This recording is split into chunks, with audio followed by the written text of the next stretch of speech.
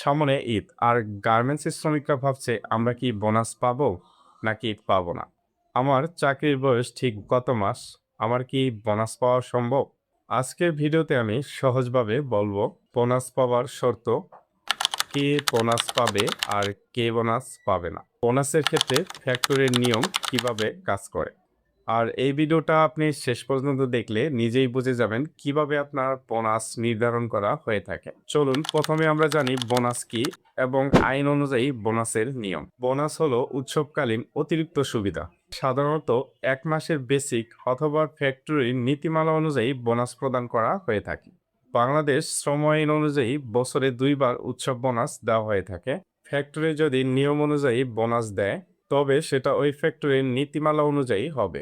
আপনি কি জানেন আপনার ফ্যাক্টরির নীতিমালা কি? অনেক শ্রমিকই গুজবের কারণে ভুলে যায়।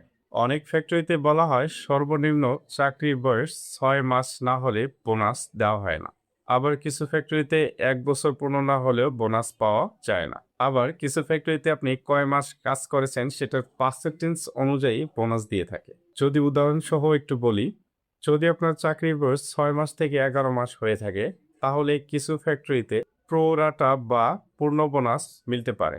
আবার কিছু ফ্যাক্টরি আছে 1 বছর পূর্ণ হলেই পূর্ণ বোনাস পাওয়া যায়। আপনার চাকরির বয়স কত মাস চলে সেটা কমেন্টে লিখুন, আমি বুঝিয়ে দিব যে আপনি বোনাস পাবেন কিনা। এবার আসি কে কে বোনাস পাবে গার্মেন্টসে। যাদের চাকরির বয়স 6 মাস বা তার থেকে বেশি, অথবা যারা কোম্পানির স্থায়ী কর্মী, যাদের বিরুদ্ধে কোম্পানির কোনো শাস্তিমূলক ব্যবস্থা নেই এবং যারা বোনাস পাওয়ার আগ পর্যন্ত কাজ চালিয়ে যায়। আপনি কোন ক্যাটাগরিতে আছেন সেটা কমেন্টে জানাবেন। এবার শিখে বোনাস পাবে না যারা নতুন যোগদান করেছে 5 মাসের কম, অথবা চাকরিতে ট্রেনিং অবস্থায় আছে এবং যারা চাকরিতে সাসপেন্ড অবস্থায় আছে শাস্তিমূলক ব্যবস্থার আওতায়, অথবা যারা বোনাস দেওয়ার আগেই চাকরি ছেড়ে দিচ্ছেন। এবার আসি ফ্যাক্টরির নিয়ম বা প্রোরাটার বোনাস হিসাবটা। অনেক ফ্যাক্টরি তাদের নিজস্ব নীতিমালা অনুযায়ী বোনাস দিয়ে থাকে। প্রোরাটা মানে হচ্ছে আপনি কত মাস কাজ করছেন সেটার উপর পার্সেন্টেজে তারা একটি বোনাস দিয়ে থাকে, তবে এটা ফ্যাক্টরি ভেদে আলাদা হতে পারে। ফ্যাক্টরির নিয়ম অনুযায়ী আপনার কখন বোনাস দেওয়া হয়ে থাকে, কত মাস হলে, সেটা আপনি এইচআর বা এডমিন বিভাগ থেকে জেনে নিতে পারেন। বোনাসের ক্ষেত্রে ভুল ধারণা এবং সাবধান হওয়ার বিষয়গুলো হচ্ছে, শ্রমিক মনে করে আমি যদি নতুন জয়েন করি তাহলে তো আমি বোনাস পাবো না।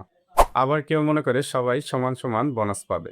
সত্য হলো নিয়ম ফ্যাক্টরির ভিন্নতা অনুযায়ী ভিন্ন হতে পারে। অফিসিয়াল নিয়ম এবং পে স্লিপ দেখে নিশ্চিত হওয়া সব থেকে ভালো। আপনার চাকরির বয়স কত? 5 মাস, 7 মাস নাকি 1 বছরের বেশি? কমেন্টে লিখুন, আমরা দেখব আপনি কোন ধরনের বোনাসের আওতায় রয়েছেন। আশা করি ভিডিওটি আপনি বুঝতে পেরেছেন। ভিডিওটি যদি কাজে লেগে থাকে অবশ্যই ভিডিওতে একটা লাইক দিবেন। এরকম গুরুত্বপূর্ণ তথ্যবহুল আরও ভিডিও পেতে চ্যানেলটিকে সাবস্ক্রাইব করুন। আজকের ভিডিওটি এ পর্যন্তই। ভালো থাকবেন, সুস্থ থাকবেন। আল্লাহ হাফেজ।